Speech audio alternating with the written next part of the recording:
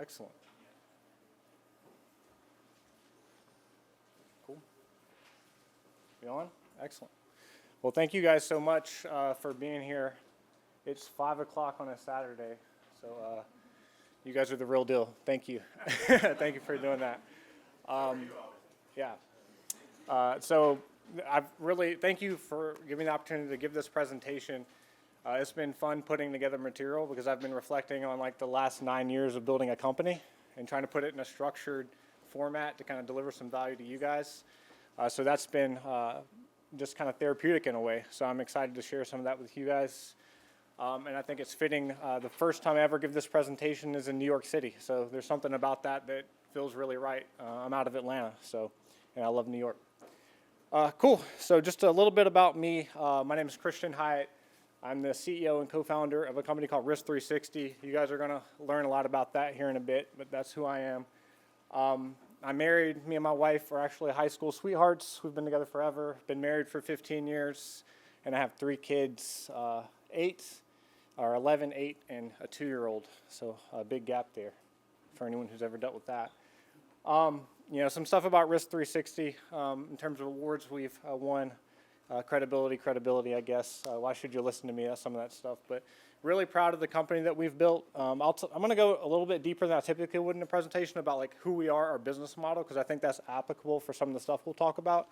But that's me, a little bit about me. A little bit about Risk360. Again, this is the business model side of it that I think will be impactful later. Is one thing you'll notice about Risk360 is that we offer professional services, so consulting services, but we also have a SaaS platform. And even the services that we deliver are tech-enabled, so that's probably going to be important later. The main things that we do is, one, we help companies comply with any framework. So whether you're trying to do ISO 27001, SOC 2, whatever that is, sometimes we're the auditor, but more often than not, we actually help do program implementations. We do attack surface management, so that's our offensive side of the business. Typical pen testing, red teaming, that's a platform that we've also built. So we have an attack surface management platform. And then we have an optimized part of the program where we help companies implement agentic AI. And then we have a GRC platform that we've built that companies run their whole compliance program out of. So kind of trend there is you'll see that we're bootstrapped. So one of the things we're doing is using services to invest in platforms. So that'll be a little bit important. All right, a little bit about what to expect here today, just to kind of level set, because I'm going to speak from experience a lot and kind of reflect on the journey and hopefully have some things to offer all of you. Number one is this is not a hyperscale story. I think we've heard a lot of those. This isn't going to be like how to make history. You're going to be a legend after this. Like the hype story of building a company. I'm not going to tell you how to do it fast. I've been on this journey for 9 years. I'm not going to tell you how to take funding. We're bootstrapped. This definitely is not for everyone. And this isn't the story about how to get so rich that you buy an island. What this is a bootstrap journey. So if you're interested in bootstrapping a company, even if you plan on taking venture capital money later, this is for you. It's going to be practical. So I'm going to kind of talk about some of my business philosophy, but then also hop into some of the tactics if you're trying to build a company. And I'm really going to do my best to speak from experience. So as some housekeeping, if we get to a section in here and you guys want to pause and ask questions, I would welcome that. We can have a conversation if it's applicable to you. The type of business that I've put a name on this type of business, and I call it the good business. And that's what I want to encourage you all to try to build. So, this room is probably full of people who are either current entrepreneurs, you're thinking about being an entrepreneur, or maybe you just want to work for a company like this. And this is how I define it. It is a good business. So the things I'm most proud of about Risk360 aren't like our track record of growth, our company logos. Is really like what we've been able to do for our employees in the community. So for example, I ran some numbers before this. Past 9 years, we've paid almost $50 million in salaries, which was a lot more than I thought. That's pretty cool. Pay 100% of our employees health care benefits. We're only 50 employees, a little over 50. And over the last 2 years, we've had 30 babies. And men get 6 weeks off, women get 3 months off. So imagine a 50-person team. That's a lot of paternity and maternity leave that we're dealing with. So those are some of the things that we're most proud of, and just like the culture that we've been able to build that we'll talk a lot about. So if y'all are interested in building a business that looks like that, or if you're interested in working for a business that looks like this, hopefully some of this would kind of encourage you guys to consider that as an alternate path of maybe these hyper-growth scale-ups. I tried to add some structure to this conversation today. So I'm about 9 years into the journey, and I'm going to break this up into kind of 3 parts, and maybe some of it will be more applicable to you than others. We'll talk about foundations. So, what does it take to get to that first million? That's a pretty big milestone. Only, I think, 4% of businesses get to that $1 million mark. So I'll share a couple of the things that were most meaningful to me as we did that. Then we'll talk about how to build it, kind of the build phase. I consider that getting up to 10 million and beyond. So how do you go from that 1 to 10? And then we'll talk about scaling a business. So after you're up and running, you have a good business model, you're past 10, what are some things that you should be thinking about as an entrepreneur, or if you're working for a company, how can you support your company? Okay, foundations. So there's a couple, a caveat here. What I'm not going to talk about in foundations is like how to choose a product. I'm not going to tell you about product market fit. I'm not going to give you the MBA talk of assessing market size and competitive landscape before you start a business. I'm going to assume that you guys have done that homework. So as entrepreneurs, you have an idea, and you want to try to scale that idea. So absent that, there's kind of 3 things that upon reflection, I think were most important as I was establishing a foundation. I started my career in consulting at a big consulting firm, like 50,000 people. I had a mentor there who was about to retire, and he invested a lot in me, so I was very fortunate from that aspect. And one of the things that he said that I should do, grab me water.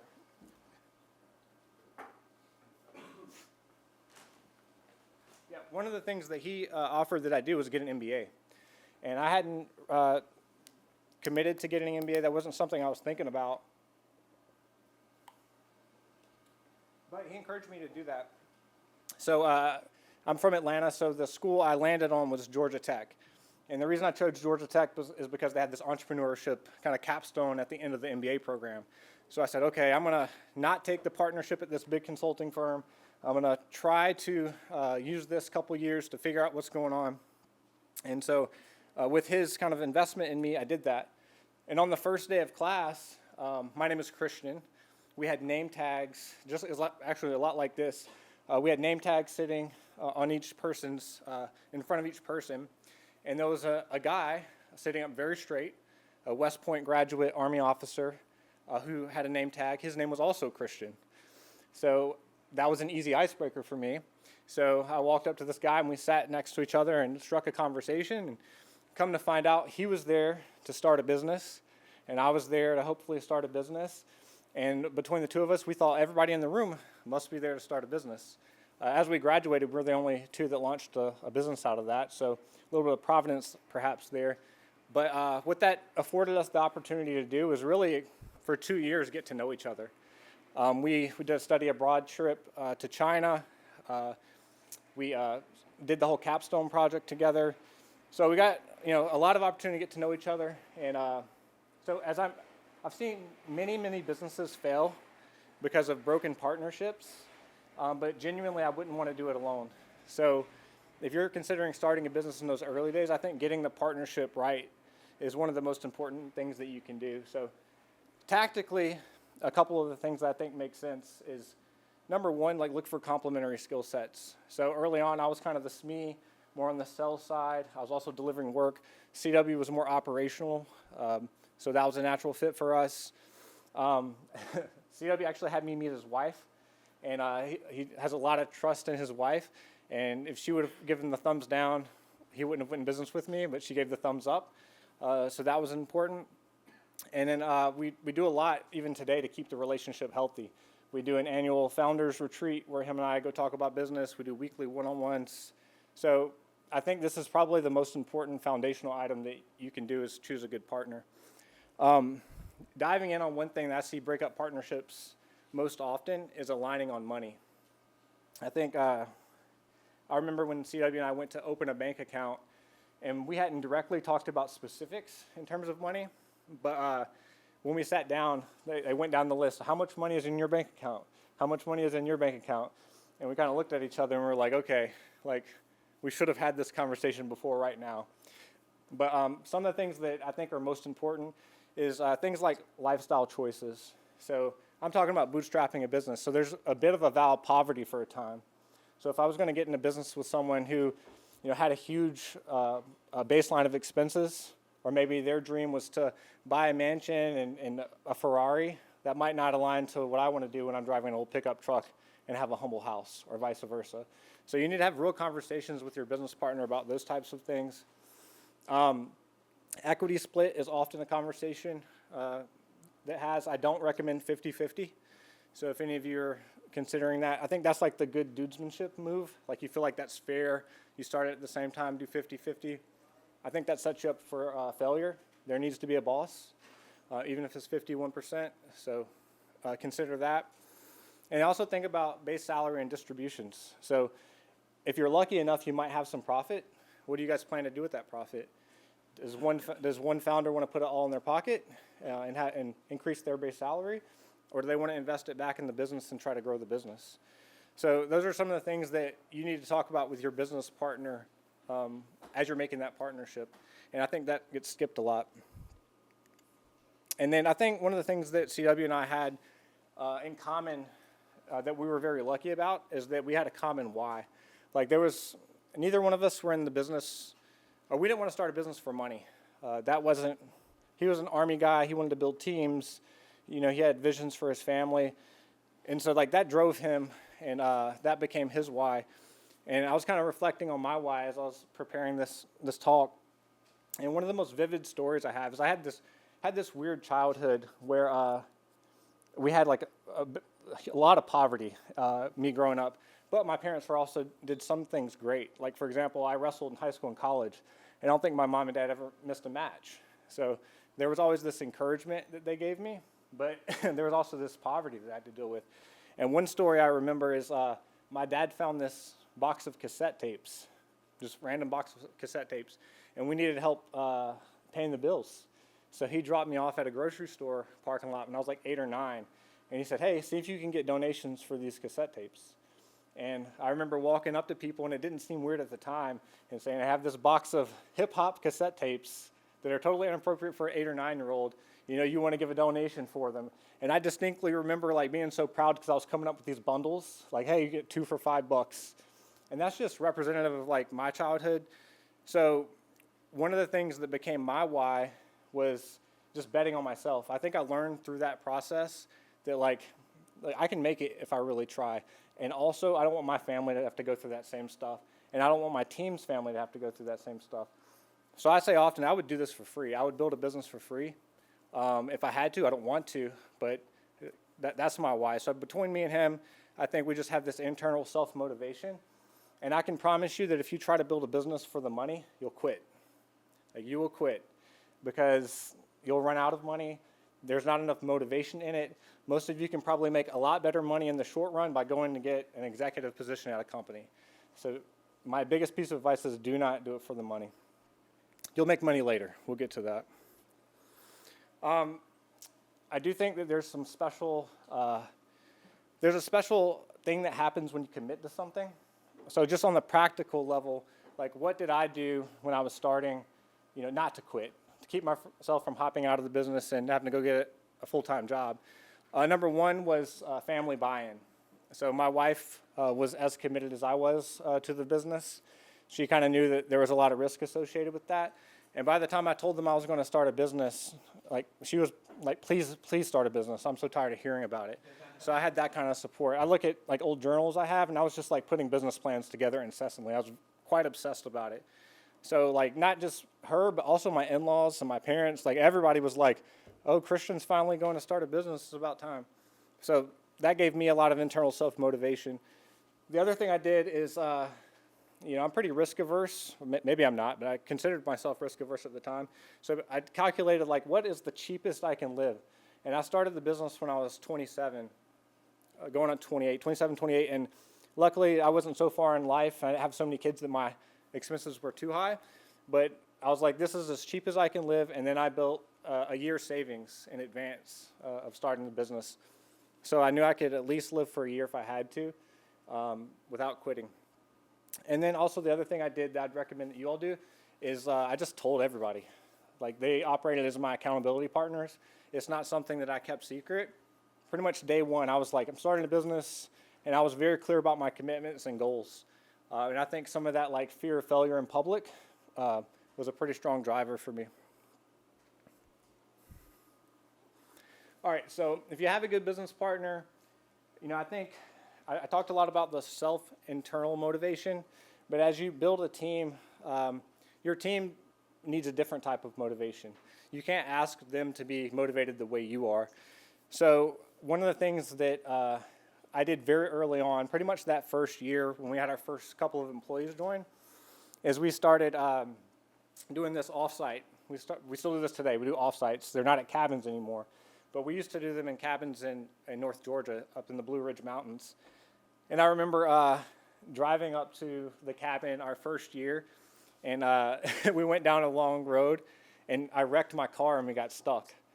And at the time, I was like, this is not going to scale. This isn't something we can continue to do. But we eventually did make it to the cabin, and then we locked ourselves in there for 3 days and came up with the plan.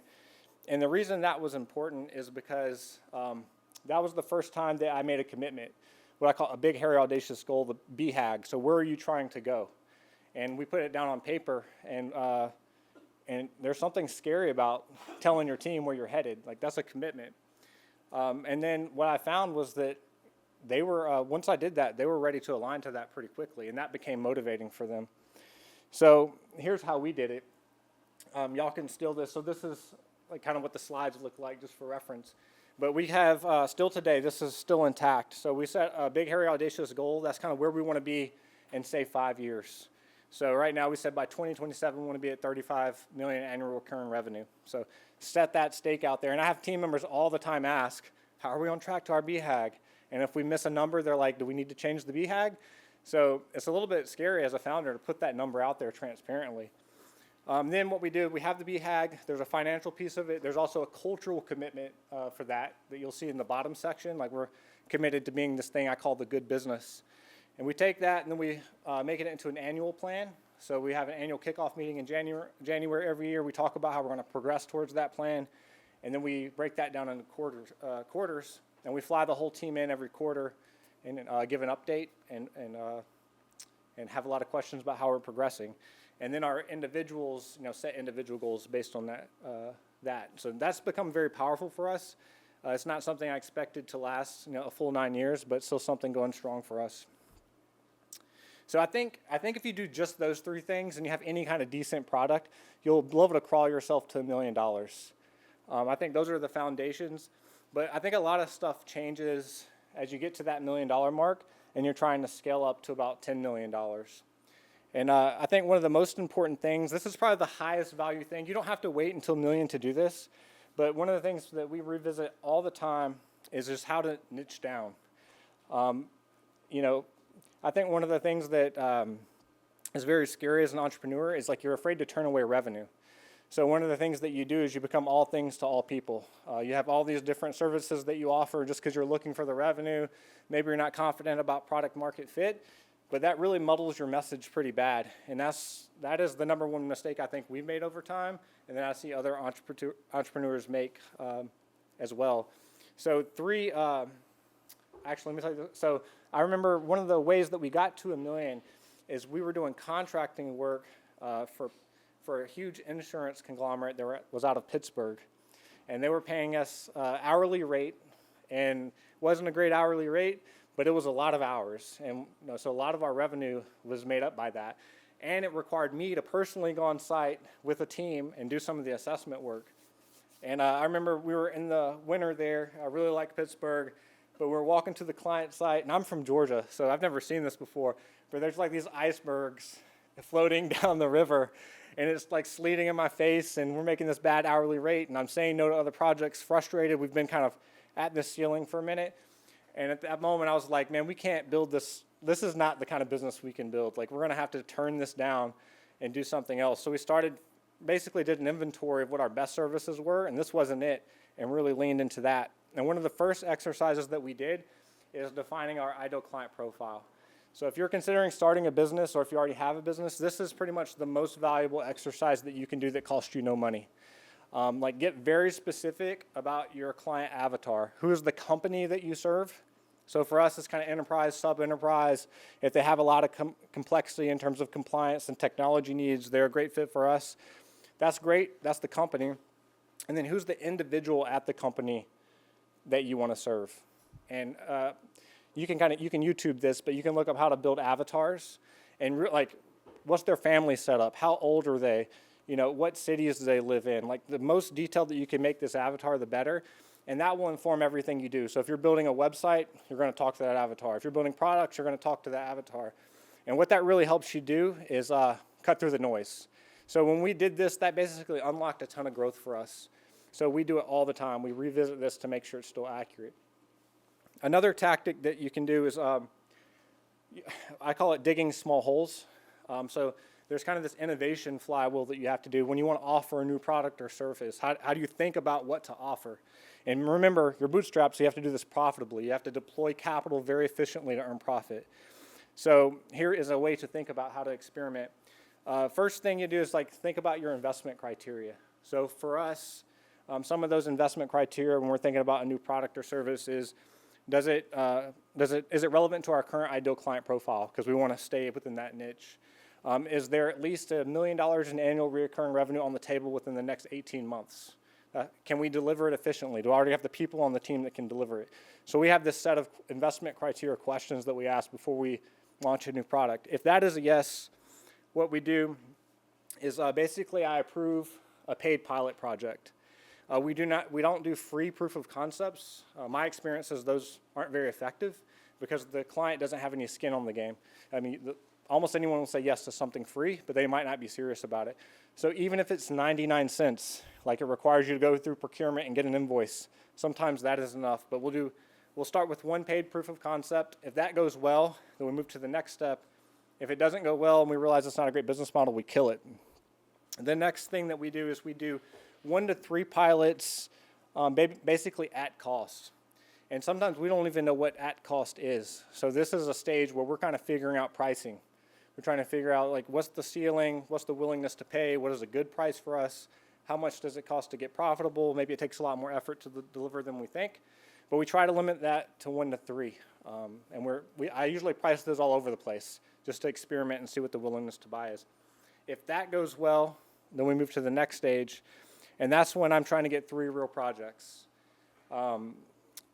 or 3 to 5 real projects. And then what I'm doing with that is I think I know the price, or our company thinks we know the price. We think we have a delivery model nailed down, a platform that makes sense. We've really found a product market fit. And sometimes that turns out to be true. Sometimes it turns out to be not true.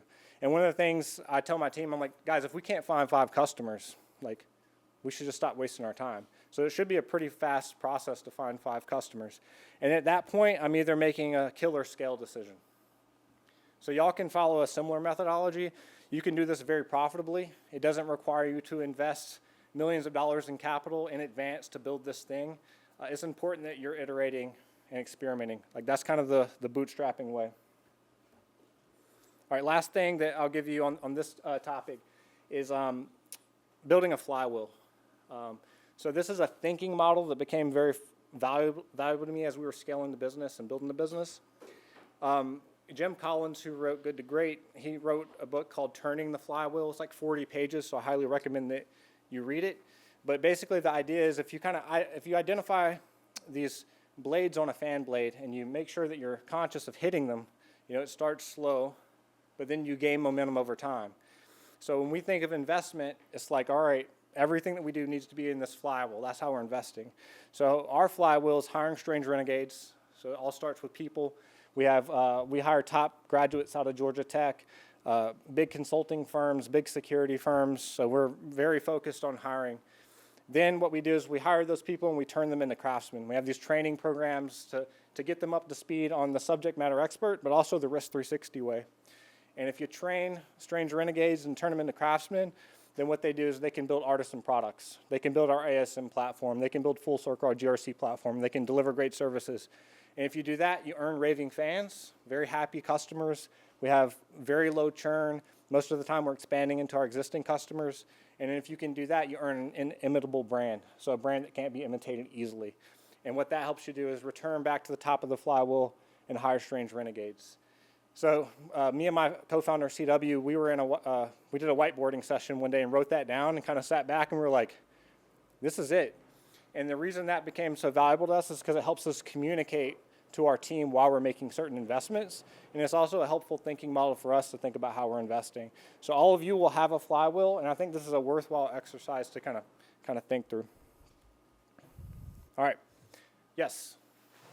How do you differentiate when you're hiring between, how do you tell the difference between a strange renegade and a uncoachable prima donna? I'm going to talk about hiring in a minute. Is it okay if I table that? Because we'll get to hiring. We have a specific hiring methodology.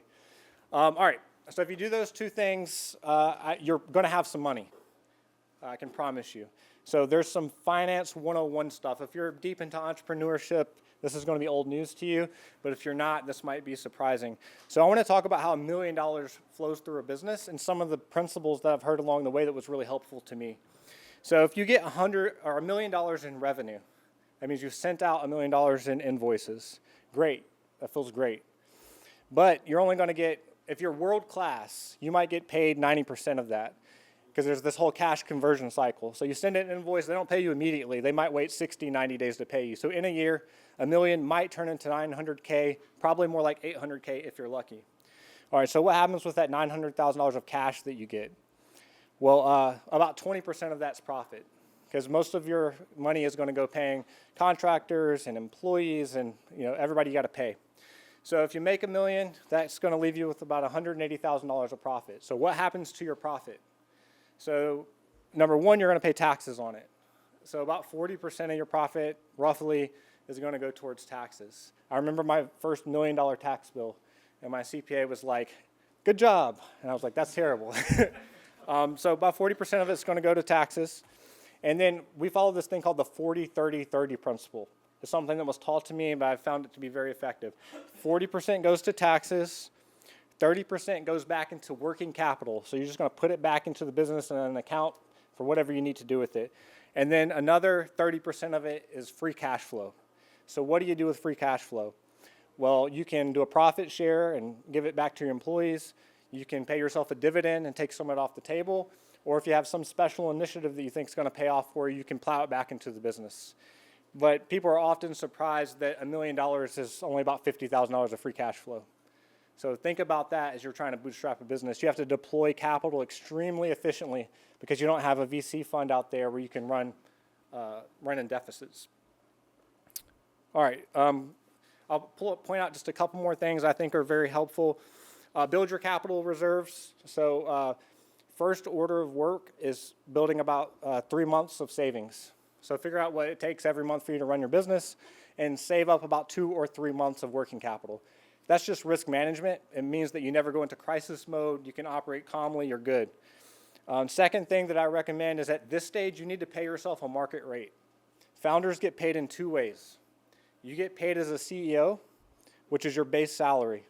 So find out what the market rate for a CEO of your caliber is and pay yourself that just like an employee. And then you get paid as an investor, which is your dividends, if you choose to take any of those profits off the table, which maybe you will, maybe you will not. But pay yourself a market rate. You need to do that. Don't take a vow of poverty forever. Once you get to scale or this building phase, pay yourself a market rate. I talked about the 40-30-30 principle, and the other thing is to get paid fast. There's lots of techniques to get paid fast. For the first couple of years, I was sending out all the invoices because I was tracking that down. It was pretty miserable. But you can also do funny things with the payment terms. So you can ask for a little bit more up front. You can go monthly flat billing rates so the customer feels better about that. But whatever you can do in your business model to get paid fast is absolutely essential when you're bootstrapping. All right. So let's talk about, all right, that's Finance 101.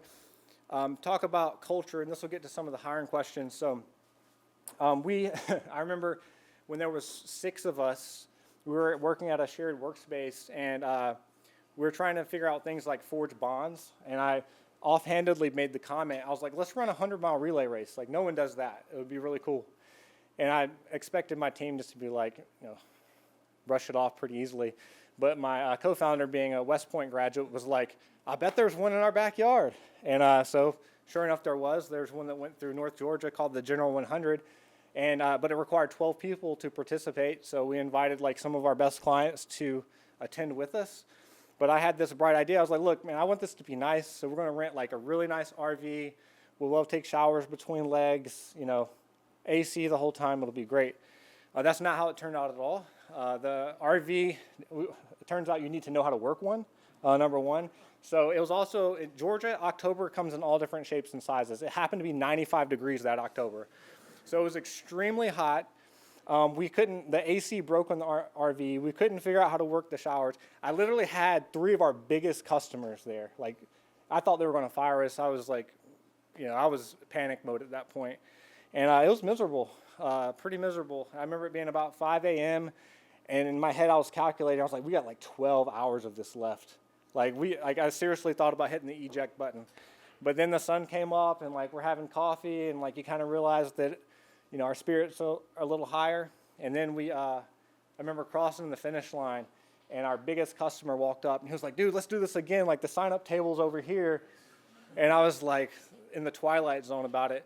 But the bottom line is we ended up making that an annual tradition. We don't always do 100-mile relay races. We're too big for that now. There's too much liability. You can put that into the column of things you can only do when you're 6 people. But we do an annual grid event. We just did one 2 weeks ago that was a 4-mile hike. Whole team did it. And it's really become this hallmark of one of our core values, which is grit. It's like that physical symbol of what we do. And I think it's really important to put values in action, because over the last 9 years, one of the things that I have found is that one of the most, really the only lasting competitive advantage you have is the culture and the team that you build. And you hear business leaders say that all the time, and it's like, yeah, they're supposed to say that. But after having built a business for the last decade, you realize how much change happens every year. Like the products we deliver, how we go to market, all that changes. And the bigger that we get, the one thing I can point back to is like this solid culture, our recruiting engine, the people that we have, the people I have supporting me. And that's been really, really important. How we put that into action, like we have these core values, they're on the wall. One of the things is hiring, so we hire by our core values.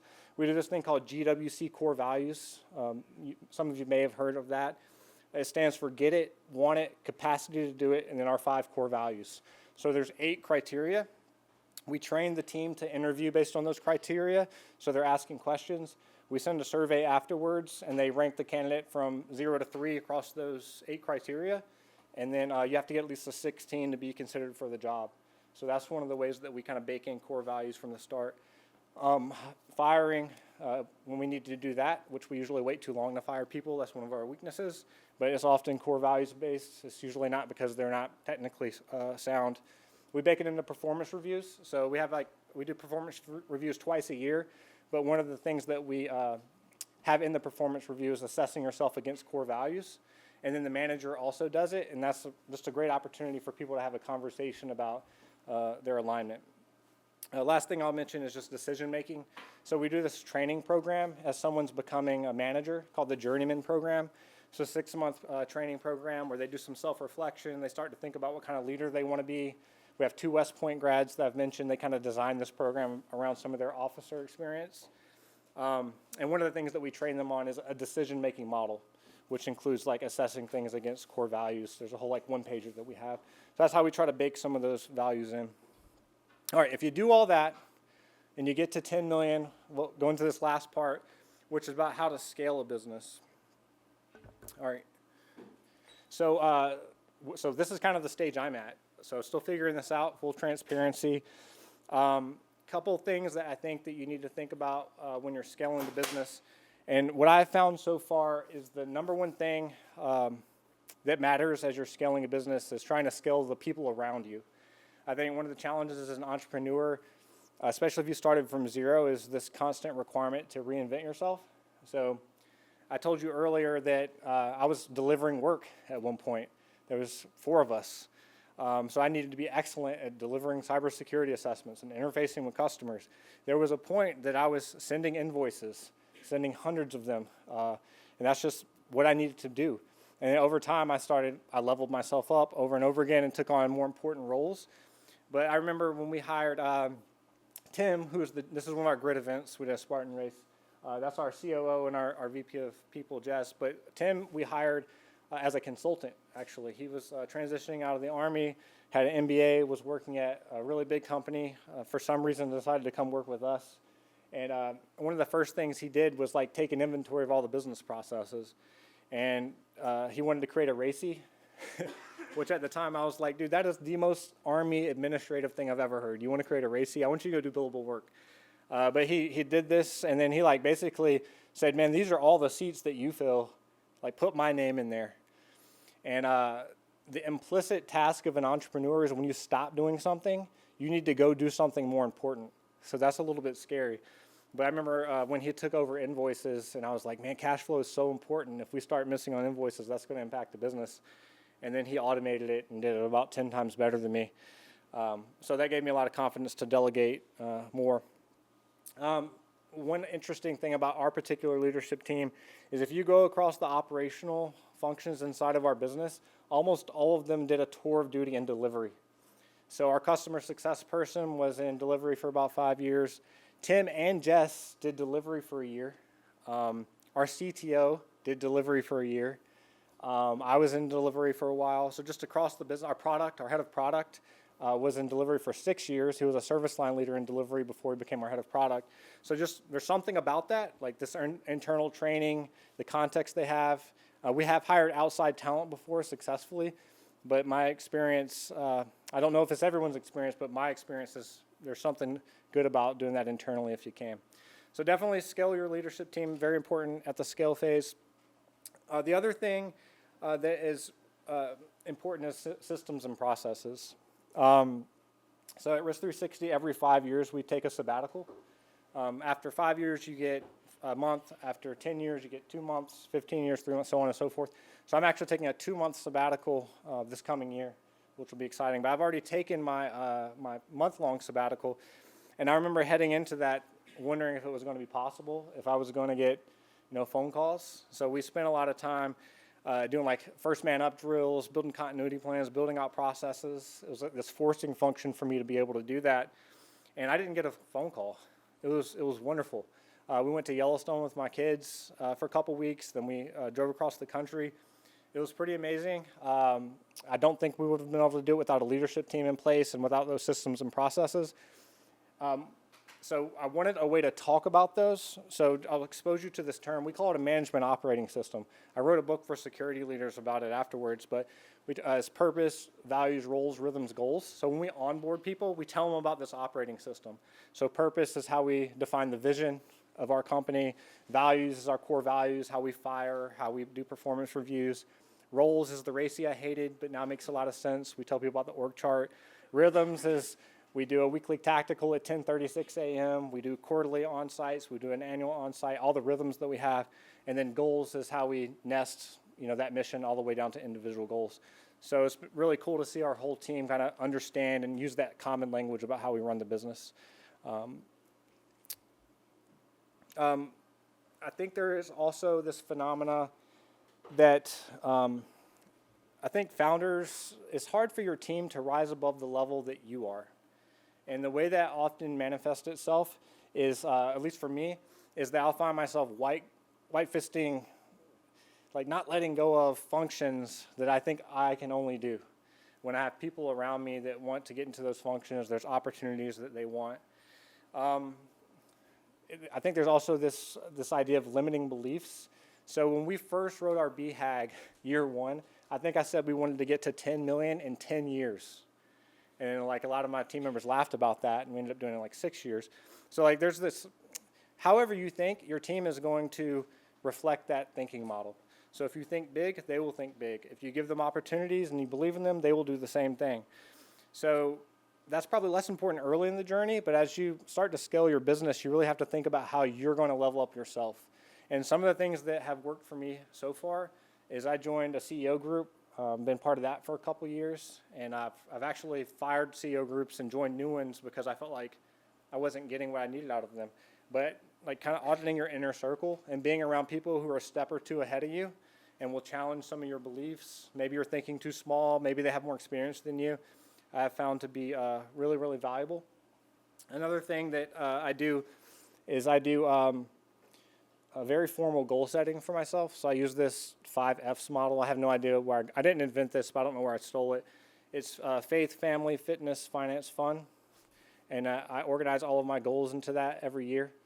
So, for example, how do I want to spend time with my family? What are my financial goals? How do I want to have some fun? It helps me keep in balance, and I audit those regularly. But there's something powerful about actively writing that down and holding yourself accountable to it. A lot of people just kind of go goalless, but I found that that's very effective. Another thing that I was exposed to, there's a financial advisor. He wrote a book called Simple Numbers 2.0. His name is Greg Crabtree. So we've started calling it the Crabtree Protocol. And it's a way to de-risk yourself as a founder. So what he says is pay off your primary residence and then put $2.5 million in the bank. And he said, and he acknowledges that is a very, some people would consider that's probably a big number to a lot of people, but to other people they'd be like, that feels very conservative. Why would I ever pay off my house? I'd just invest it back in the business. But what he says is that basically de-risks you. And then as a founder, once you have that, like you can go take all the risks you want and you're good to go. So in the back of my head, I've always been like, should I pay off my house? Maybe I should, because it would unlock me to like go do crazy things for the business without risk. So if you're a founder and you're lucky enough to be able to do that, I thought that was good advice. The other thing that someone told me once was calculate your hourly rate. And then if you're trying to do tasks that are below that hourly rate, you should delegate them. So for example, I could probably get like a personal assistant to send invoices for $20 an hour. Should I be doing $20 an hour work? Probably not. More recently, I delegated the product management function. So I felt for a long time that like as a CEO, like I needed to have my ear to the ground. I was the best equipped to think about product market fit, who we're serving.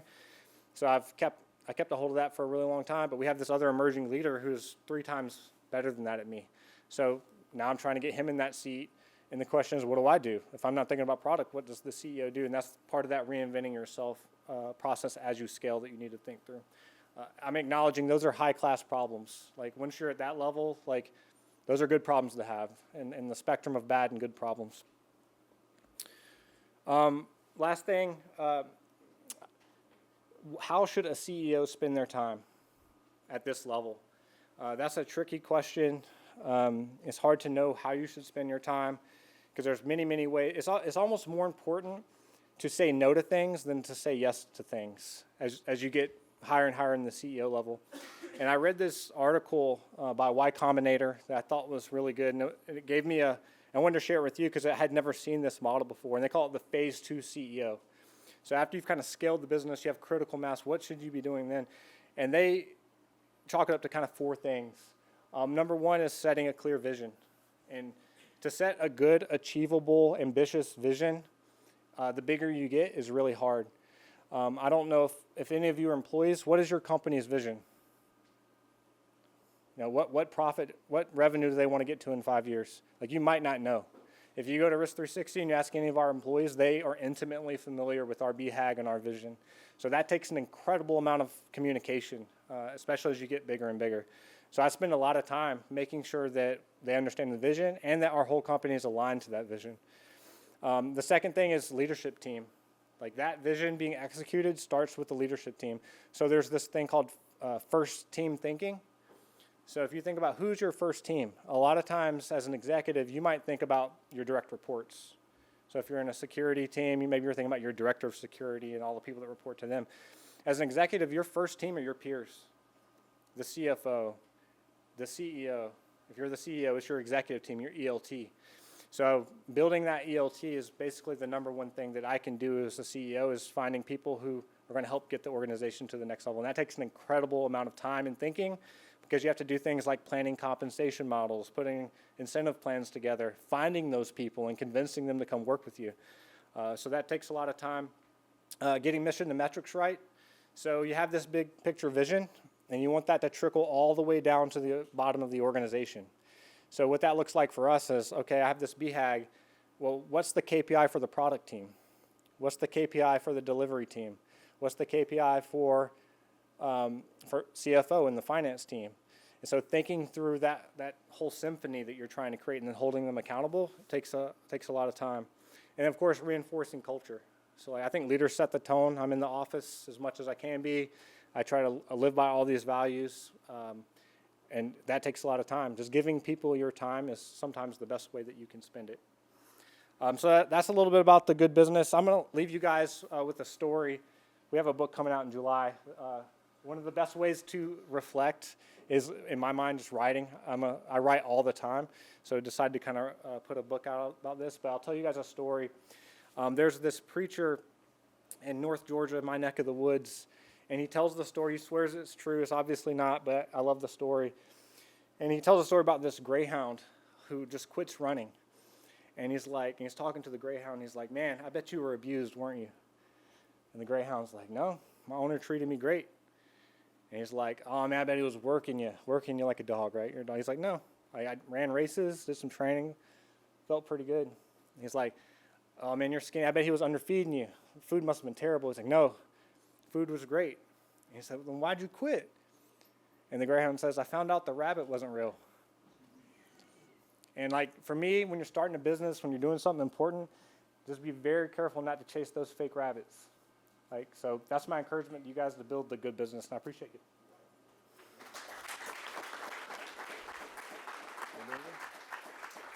I'll take questions if you guys have them. Yes? Yes, cameraman. I'm just interested, after being in this room all day, in terms of, you're kind of the first person to talk about the importance of company culture. When you're talking about scaling and, these trips you do that are really amazing, bringing your team together, are you worried that company culture is going to turn into remote work, hiring outside, kind of losing that core team? Yeah. I mean, we have about half our team is in Atlanta. The other half's all over the place, coast to coast. So that's one of the reasons that we fly everybody in every quarter, is just to try to drum up that company culture. We do a lot of other stuff outside of that. So every quarter, I think, for example, I'm like, man, this is pretty expensive. Are we going to keep flying everybody in every quarter? And we'll kind of think, maybe we skip a quarter, and then we do it, and then everybody's so fired up and energized and happy to see each other, and we're like, okay, I guess we're doing another quarter. I also think about like, why do I even want to grow this business sometimes? And we've had VC after VC. We profile so well for a company that could go on the funded route. And I don't have anything against funding. But the one thing about funding is that the implied task of taking funding is that I've accepted a new business partner. And I need to take that business partner's needs into consideration. I need to take that very seriously. And their needs is to scale and exit. That's what the commitment is. So I always ask myself, am I ready to scale and exit? And you have to become pretty shrewd to do that. And maybe you have to fire people. Maybe you have to work people harder. Maybe I can't do some of the benefits. I've fired big clients before. So what do I have to say no to scale the company like that? So I think about that kind of stuff all the time in terms of what company we're trying to build, how do we spend money, how fast do we grow versus choosing not to grow. And for the last 9 years, we've just chose to try to build this kind of business, right, wrong, or indifferent. Yeah. You say for you, delegating is the most difficult part of being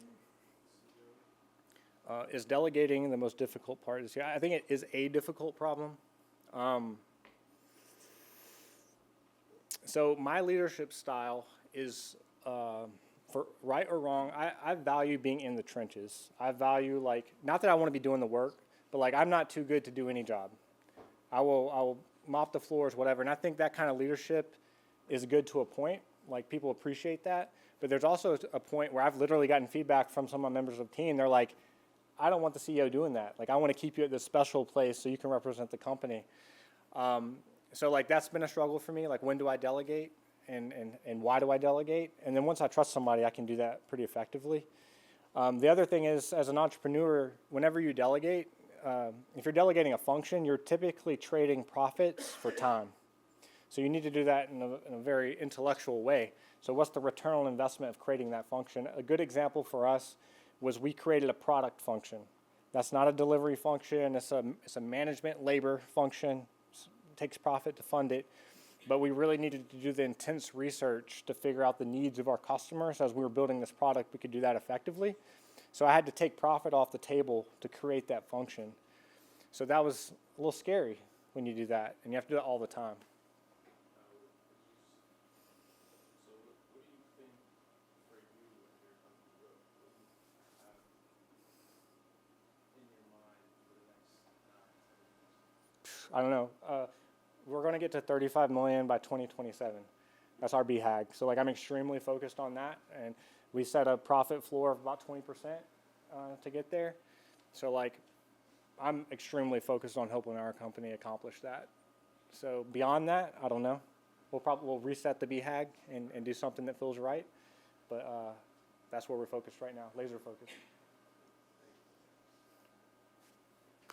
Yes. I'm at a point where I have like a product and I'm understanding what my market is and like narrowing it down, and I understand the challenges of like in today's day and age, like compliant in order to like be legit. There's so much red tape because and I'm at a point where I was thinking, all right, maybe I can get venture capital and learning a lot about it, and I'm like, I actually think I'm a pretty a good candidate for venture capital. Like someone would look at me, but I have a buddy who's he was in the military. He's in Kentucky, and he's traditional in a way that he calls VCs vulture capitalists, right? And Yeah. he's taught me a lot about, Andrew, you can make your money, make your sales and invest in your company and start Yeah. your company that way. And why give to this vulture capitalist? But then I understand there's benefit to that. And I'm at this stage where I'm trying to think if I could get that money, it would give me a salary. I could work on it full time Yeah. rather than struggling. I'm in dire straits living in New York, this dog eat dog town, right? And, Yeah.